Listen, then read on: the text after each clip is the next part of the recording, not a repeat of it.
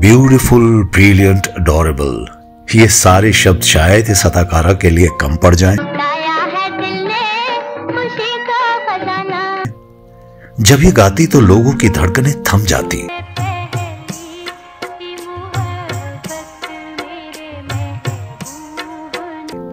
बोलती तो सब पर्दे से अपनी नजरें हटा नहीं पाते थे। जरीना, मुझे तो नगीना कहते हैं। नगीना? अपनी शर्तों पर जिंदगी जीने वाली इस अदाकारा को लोग दिल फेंक कहते थे। जी हाँ, वो खुद पंजाबी में कहती थी, जदों में कोई सोना मुंडा वेख दिया मैनू गुदगुदी सी होती है। यानी हिंदी में अगर हम कहें तो जब मैं कोई सुंदर लड़का देखती हूं तो मुझे गुदगुदी होती है। हम दिल को लगा बैठे, क्या दुनिया बसा बैठे क्या। और इनके 2 या 3 नहीं, जी हाँ, पूरे 32 बॉयफ्रेंड रहे हैं। चर्चा रही है ऐसी, जिनमें चर्चित फिल्म स्टार, क्रिकेटर, यहां तक कि पाकिस्तान के राष्ट्रपति भी शामिल हैं। आजादी से पहले इंडिया में इन्होंने फिल्मों में अपना जलवा दिखाया।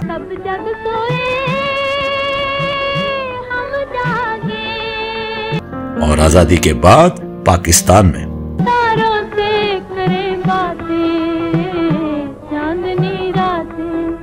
कौन थी वो खूबसूरत अदाकारा जिसका पूरे भारत ने इंतजार किया, और जब वो इंडिया आई तो सब ने उन पर बेशुमार प्यार लुटाकर उन्हें भारत का दीवाना बना दिया। यहाँ आकर अपने पुराने दरीना दोस्तों से जो मुझे प्यार मिला है, जो शफकत मोहब्बत मुझे मिली है, वो मेरे लिए एक अनमोल खजाना है। जानेंगे बहुत कुछ इनके बारे में, बस आप कहीं मत जाइए, बने रहिए हमारे साथ हमारे चैनल बॉलीवुड इतिहास पर।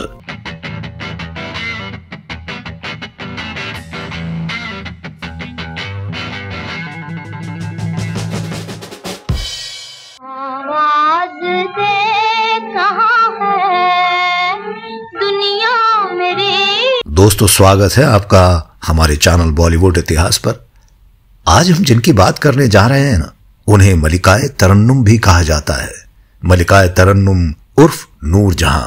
आजा मेरी बर्बाद मोहब्बत के सहारे। नूर जहां वो गायिका थी जिन्हें उस दौर की सारी गायिकाएं अपना आदर्श मानती थीं। उनकी आवाज के दीवानों में आम से लेकर खास तक सभी शामिल रहे हैं। उड़न खटोले पे उड़ जाऊं, तेरे हाथ न। उनके गाए नगमे 7 दशकों तक पूरे भारतीय उपमहाद्वीप में तहलका मचाते रहे। तेरे बचपन के साथ ही मुझे भूल न जाना, देखो देखो हंसे न। लेकिन क्या आपको मालूम है कि नूर जहां जितनी संजीदा गायिका थी उतनी ही दिलफेक भी थी। उनके दर्जनों आशिक थे और वो हर खूबसूरत नौजवान मर्द से दोस्ती करने के लिए बेचैन रहती थी। इसके बावजूद वो इतनी ज्यादा तहजीब पसंद भी थी कि जब उनसे एक संगीतकार के जूते पर गलती से चाय की बूंदें गिर गईं तो उसे फौरन उन्होंने अपने साड़ी के पल्लू से पोंछ डाला।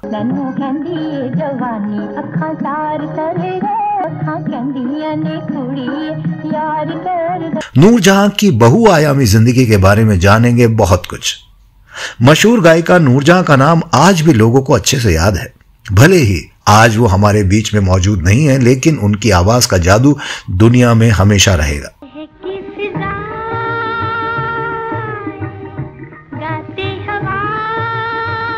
लगभग 7 दशकों तक नूर जहां ने अपनी मखमली आवाज से दुनिया पर राज किया है, इसलिए उन्हें मलिकाए तरन्नुम का खिताब भी हासिल है। आज की इस खास कहानी में हम आपको पाकिस्तान की नूर जहां के बारे में कुछ दिलचस्प बात बताने जा रहे हैं। वैसे वो पाकिस्तान की बात में है, पहले इंडिया की है। तो तुम सचमुच नाराज हो? तो मेरे दिल के अंधेरे में अपनी चौंक से उजाला कर दो। उल्टी बात, जगने तो खुद ही सूरज की रोशनी में खो जाता है। नूर जहां का जन्म 21 सितंबर 1926 को लाहौर से लगभग 45 किलोमीटर दूर कसूर में हुआ था। मदद अली और फतेह बीवी की 11 संतानों में वो एक थी। वो 2 बहनों इद्दन भाई और हैदरी बांदी में सबसे छोटी थी। नाम रखा गया अल्लाह रखी, जिस परिवार में अल्लाह रखी यानी नूरजहां का जन्म हुआ वो संगीत के सहारे अपना भरण पोषण करते थे। माता पिता चाहते थे कि उनकी बेटी भी संगीत में आए, लेकिन नूरजहां को फिल्मों में काम करने का ज्यादा शौक नहीं था। 5 या 6 साल की उम्र में नूरजहां ने लोक संगीत गाने शुरू कर दिए थे। वो थिएटर से भी जुड़ी। उनकी मां ने उन्हें सीखने के लिए उस्ताद बड़े गुलाम अली खान साहब के पास भेजा और सिर्फ 9 साल की उम्र में उन्होंने गजल गाना शुरू कर दिया। अब तक उनका नाम अल्लाह रखी ही था। फिर वो कलकत्ता आ गई, जहां उन्हें बेबी नूरजहां का नाम मिला। उन्होंने फिल्मों में काम करना शुरू किया और जल्दी ही वो बहुत बड़ी स्टार बन गई। अल्लाह रखी के बारे में एक कहानी मशहूर है दोस्तों। 30 के दशक में एक बार लाहौर में एक स्थानीय पीर के सम्मान में उन्होंने कुछ नात सुनाई। पीर ने उनसे कहा, बेटी कुछ पंजाबी में भी सुना दो। अल्लाह रखी ने तुरंत पंजाबी में तान ली, जिसका आशय कुछ इस तरह का था, इस 5 नदियों की धरती की पतंग आसमां तक पहुंचे। जब वो ये गीत गा रही थी तो पीर अवचेतन की अवस्था में चले गए। थोड़ी देर बाद वो उठे और उन्होंने इसके सर पर हाथ रखकर कहा, लड़की तेरी पतंग भी एक दिन आसमान को छुएगी। सन 1935 में 9 साल की नूरजहां ने मदान थिएटर की फिल्म गैबी गौला से फिल्मी सफर की शुरुआत की थी। इसके बाद 1935 में आई मिस्र का सितारा और फखरे इस्लाम, 1937 में आई तारन तारन और 1940 में आई सजनी और 1941 में रिलीज हुई रेड सिग्नल जैसी फिल्मों में भी उन्होंने काम किया है। 1936 में आई फिल्म शीला में उन्होंने पहली बार एक्टिंग के साथ गाना भी गाया था। नूरजहां सिर्फ गायिका ही नहीं थी बल्कि अदाकारा भी थी और बहुत ही बेहतरीन अदाकारा थी। हम लोग कब तक यहाँ इसी तरह छुपे बैठे रहेंगे? जब तक पिताजी यहाँ आए। अगर वो रात तक यहीं बैठे रहे तो हम भी रात यहीं बिताएंगे। सुंदरता की मूरत दिखने वाली नूर ने रंजीत मूवी टोन की बहुत सारी फिल्मों में काम किया है। इनमें ससुराल, उम्मीद, चांदनी, धीरज, फरियाद और दुहाई जैसी फिल्मों में गाने के साथ ही मजा हुआ अभिनय भी दिखाया, जिसे देखकर लोग दीवाने हो गए। इतना ही नहीं, उन्होंने ना सिर्फ हिंदी में बल्कि उर्दू, सिंधी, पंजाबी, कई अन्य भाषाओं में 10,000 से भी ज्यादा गाने गाए हैं। नूरजहां की पहली हिंदी फिल्म साल 1942 में बनी, जिसका नाम था खानदान। मेरे चांद है आजा, तारे हैं मेरे ज़ख्म-ए जिगर, इनमें समा जा। इस फिल्म में बॉलीवुड के मशहूर एक्टर प्राण ने हीरो की भूमिका निभाई थी। जी हां, खानदान के तकरीबन सारे गाने लोकप्रिय हुए। आँख मचोली खेलेंगे हम, आँख मचोली खेलेंगे, शौक सितारों से हिल मिल कर हम खेलेंगे। और यहीं से फिल्म के निर्देशक शौकत हुसैन रिजवी उनके नजदीक आ गए। बाद में शौकत की ही दूसरी फिल्म नौकर में भी उन्होंने काम किया। फिल्म तो नहीं चली, लेकिन दोनों एक दूसरे से शादी करके एक दूसरे के हमनवा बन गए। 1943 में भी नूरजहां की धूम रही। के दत्ता के संगीत निर्देशन में बनी फिल्म नादान के गाने खूब चले। इसके बाद उनके फिल्मी सफर को आगे बढ़ने में सज्जाद हुसैन का खास योगदान रहा। उनके संगीत निर्देशन में बनी फिल्म दोस्ती के गाने बहुत हिट हुए। इसी साल गायक अभिनेता सुरेंद्र के साथ उनकी फिल्म आई लाल हवेली। तेरी याद आए सवरिया, दिया दिया घबराए सवरिया। कॉल सुरेंद्र, उनकी गायिका का ऐसा असर होता था कि मैं गाने की पंक्तियां भूल जाता था और बस उनकी यानी नूरजहां की आवाज में खो जाता था। ऐसा उन्होंने कहा जब वो उनके साथ गाना गाते थे। 1945 भी नूरजहां के लिए काफी जबरदस्त साल रहा। इस साल उनकी 4 फिल्में रिलीज हुई और चारों ही सुपरहिट हुई। जीनत ने काफी धूम मचाई थी और इस फिल्म के गीत भी बहुत पसंद किए गए। एक कव्वाली आई, आहें ना भरी शिकवे ना किए।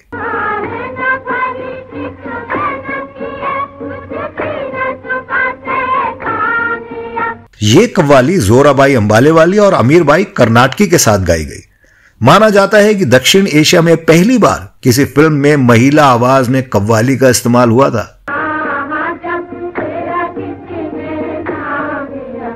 श्याम सुंदर वो तीसरे संगीतकार थे जो नूरजहां को बुलंदी की ओर ले गए। उनकी संगीत निर्देशित फिल्म गांव की गोरी में नूरजहां ने यादगार गाने गाए। सितारों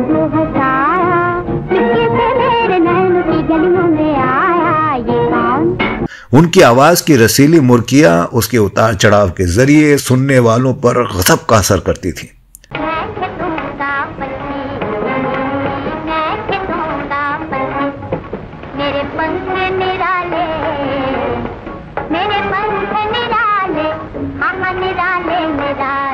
फिर आया 1946 का वो यादगार साल जब उनको महान नौशाद साहब का साथ मिला।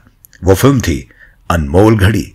इस फिल्म के गानों ने सारे रिकॉर्ड तोड़ डाले। आवाज दे कहाँ है, दुनिया मेरी जवां है। सुरेंद्र और सुरैया के साथ नूरजहां की ये फिल्म भी सुपर डुपर हिट रही। बेदर्द आसमां है, दुनिया मेरी जवां है।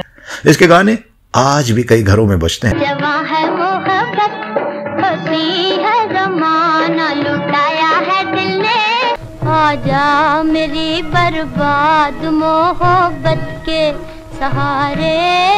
फिर आया 1947 का वो साल जब भारत पाक विभाजन के समय उन्होंने अपने पति के साथ पाकिस्तान जाने का फैसला किया। ऐलान किया, जहां पैदा हुई हूं वहीं रहूंगी।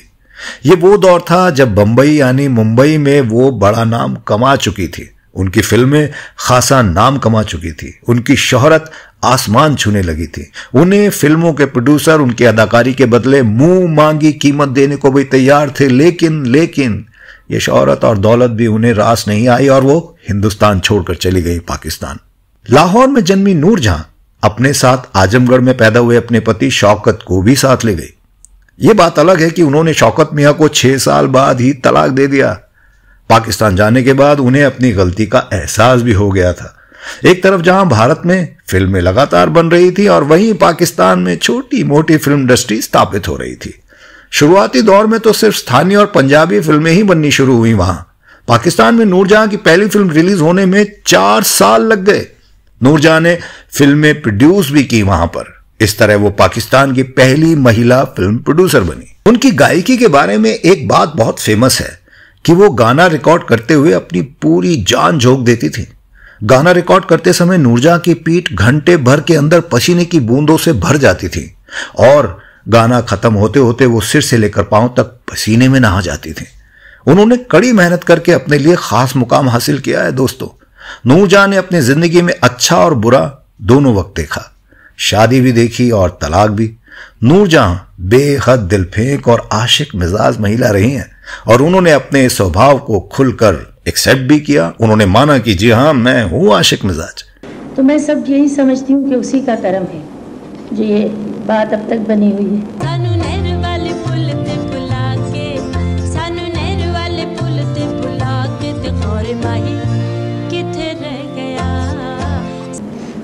बीबीसी के आलेख के मुताबिक नूरजहां की दोस्त और मशहूर गायिका फरीदा खानम भी उनके आजाद ख्यालों से इत्तेफाक रखती थी और नूरजहां की लंबी लग्जरी कार में वो उनके साथ मटर गश्ती करती थी।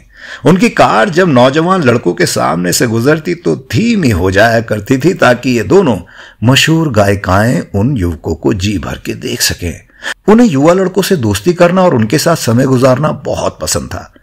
एक बार पाकिस्तान की एक नामी शख्सियत राजा तजम्मुल हुसैन ने उन्हें एक इंटरव्यू में हिम्मत करके एक सवाल पूछा, आपके कितने आशिक रहे हैं अब तक, बताएंगे? कम से कम आधे सच ही बता दीजिए। तजम्मुल ने जोर देकर कहा। फिर तो नूरजहां ने गिनाना शुरू कर दिया। कुछ मिनटों बाद उन्होंने तजम्मुल से पूछा, अरे कितने हुए अब तक? तजम्मुल ने बिना पलक झपकाए जवाब दिया, अब तक तो 16 हो गए।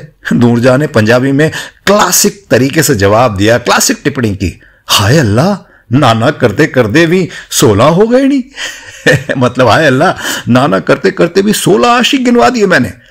वो जो ब्लाउज पहनती थी उसका गला काफी डीप होता था और कमर से भी उसका बहुत सा हिस्सा पीछे बैठे शख्स को साफ दिखता था।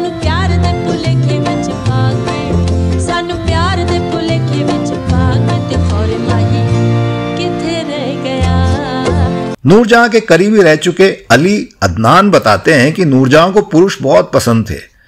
उनके ही अल्फाज इस्तेमाल करता हूं। वो पंजाबी में अक्सर कहती थी, जदों मैं सोना उंडा वेख दिया गुदगुदी सी होती है। मतलब जब भी मैं किसी खूबसूरत नौजवान को देखती हूं तो मुझे गुदगुदी सी होने लगती है। नूरजहां और पाकिस्तानी क्रिकेटर नजर मोहम्मद के किस्से उस दौर में बहुत फेमस हुए थे। उस वक्त ऐसी खबरें आई कि नजर मोहम्मद का करियर नूरजहां की वजह से ही खत्म हुआ। एक बार उनको और नजर मोहम्मद को उनके पति ने एक कमरे में एक साथ रंगे हाथों पकड़ लिया। नजर ने पहली मंजिल की खिड़की से छलांग लगाई, जिसकी वजह से उनका हाथ टूट गया। उन्होंने एक पहलवान से जाके अपना हाथ बैठवाया, लेकिन वो हाथ गलत जुड़ गया और उनको वक्त से पहले ही टेस्ट क्रिकेट से रिटायर हो जाना पड़ा। पहली शादी से उनके 3 बच्चे थे, जिनमें गायिका जिले हुमा शामिल हैं। 1959 में उन्होंने खुद से 9 साल छोटे अदाकार एजाज दुरानी से शादी की। इस शादी से भी उनके 3 बच्चे हुए और 1963 में उन्होंने दुरानी साहब के कहने पर फिल्मों से रिटायर होने का फैसला कर लिया। उनकी दूसरी शादी भी नहीं चली। 1979 में उनका तलाक हो गया। हालांकि जिंदगी के उतार चढ़ाव से उनकी गायकी पर कोई असर नहीं पड़ा। ऑल इंडिया रेडियो से लेकर रेडियो सिलोन तक नूरजहां की आवाज का जादू श्रोताओं पर छाया रहा। मेरे बचपन के साथ ही मुझे भूल न जाना, देखो देखो हंसे न 1971 के भारत पाकिस्तान युद्ध के समय उनका नाम पाकिस्तान के राष्ट्रपति जनरल याया खान से भी जोड़ा गया। नूरजहां ने खुद इसकी पुष्टि नहीं की, लेकिन ये सर्वविदित है कि जनरल याया को सुंदर औरतों का बहुत शौक था। बहुत पसंद करते थे वो सुंदर औरतों को। याया खान को लेडीज मैन भी कहा जाता था। कई महिलाओं के साथ उनकी दोस्ती थी। उनकी सबसे नजदीक महिला दोस्त थी अकलीम अख्तर, जो जनरल रानी के नाम से मशहूर थी। कहा जाता है कि अकलीम के जरिए ही मशहूर गायिका नूरजहां भी जनरल याया तक पहुंची। उन्हें इनकम टैक्स डिपार्टमेंट वालों ने परेशान किया हुआ था। उन्होंने तकलीम से अनुरोध किया कि वो जनरल से कहें कि इनकम टैक्स वाले उन्हें बहुत तंग कर रहे हैं, कृपया ऐसा ना करें। और हुआ भी ऐसा ही। लेकिन फिर जनरल और नूरजहां का अफेयर शुरू हो गया।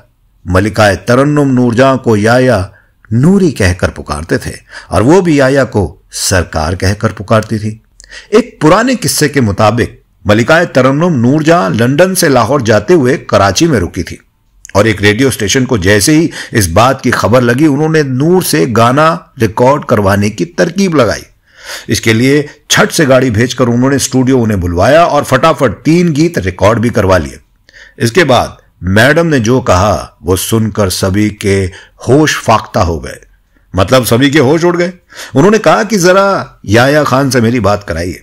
अब स्टेशन निदेशक घबरा गए, क्योंकि याया खान देश के प्रेसिडेंट हैं, राष्ट्रपति हैं। उनके आगे रेडियो पाकिस्तान के एक मामूली अफसर की क्या औकात।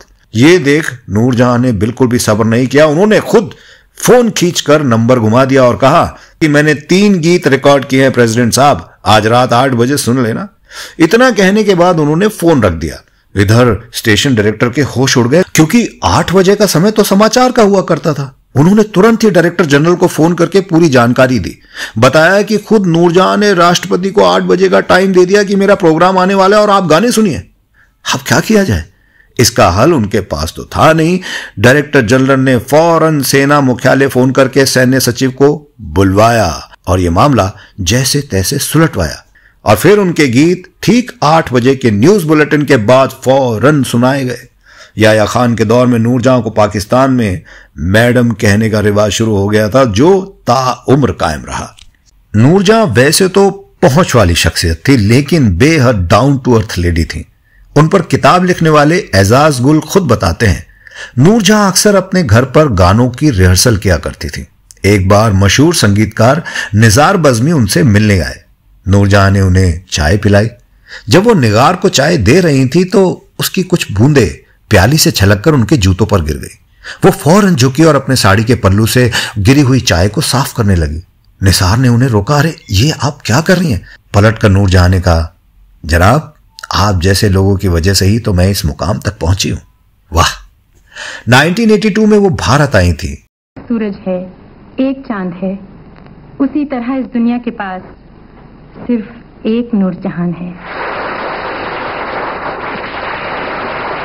उन्होंने तत्कालीन प्रधानमंत्री इंदिरा गांधी से भी मुलाकात की। जो मुझे प्यार मिला है, जो शफकत मोहब्बत मुझे मिली है, वो मेरे लिए एक अनमोल खजाना है, जो मेरी जिंदगी की आखिरी घड़ियों तक मेरे पास रहेगा। उन्होंने स्टेज पर 3 गाने गाए। इनमें से एक था, मुझसे पहली सी मोहब्बत मेरे महबूब ना मांग।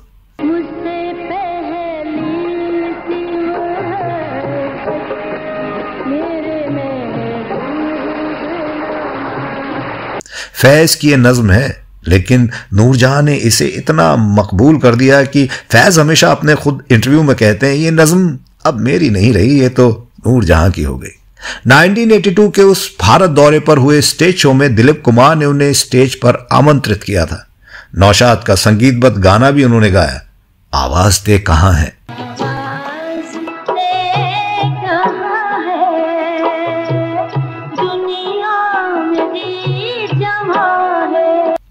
पाकिस्तान में उनका गाया चांदनी रातें इस कदर पॉपुलर हुआ कि 90 के दशक में उनका रीमिक्स वर्जन भारत में भी आया।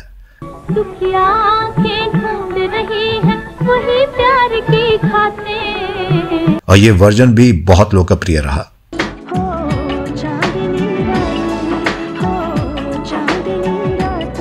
उनसे एक बार किसी ने पूछा था कि आपने गाना कब शुरू किया। इस पर नूरजहां ने जवाब दिया कि जब पैदा हुई तब से। ये सही भी लगता है, लेकिन पैदा होने से गायकी से जुड़ी वाली नूरजहां के लिए अंतिम वक्त अच्छा नहीं रहा दोस्तों। 1986 में वो अमेरिका गई थी, जहां उनके सीने में दर्द हुआ, उन्हें पेसमेकर लगाना पड़ा। फिर 23 दिसंबर 2000 को उन्हें दिल का दौरा पड़ा और उनका निधन हो गया।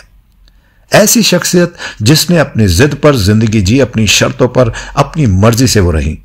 वैसे तो नूर की शोहरत, आवाज और नाम की कोई सीमा नहीं थी, लेकिन अविभाजित भारत में जन्म लेने के कारण उन्हें हिंदुस्तान से भी उतना ही लगाव रहा, उतनी ही चाहत रही। खुद गायिका को भी इस देश से बहुत लगाव था, क्योंकि वो कभी स्वीकार ही नहीं कर पाई कि वो अलग हुई हैं यहां से। उनका मानना था कि सीमाएं हमें कभी जुदा नहीं कर सकती। अल्लाह करे हम दोनों मुल्कों के ताल्लुकात और बढ़ें और इतने संवर जाएं कि हम लोग हमेशा ना सही तो अक्सर मिल बैठा करें। भारत मेरे दिल में है और हमेशा रहेगा। तो दोस्तों, आपको ये वीडियो कैसा लगा हमें कमेंट करके जरूर बताइएगा। अगर आपके पास भी मलिका तरन्नुम नूरजहां से जुड़ी कोई जानकारी है तो हमसे आप शेयर कीजिएगा। अब विदा लेते हैं आपसे, फिर मिलेंगे आपसे फिर किसी किस्से और कहानी के साथ। देखते रहिए हमारा चैनल बॉलीवुड इतिहास। मैं इतिहासकार अब आपसे विदा लेता हूं। टेक केयर, बाय बाय, अल्लाह हाफिज, राम राम।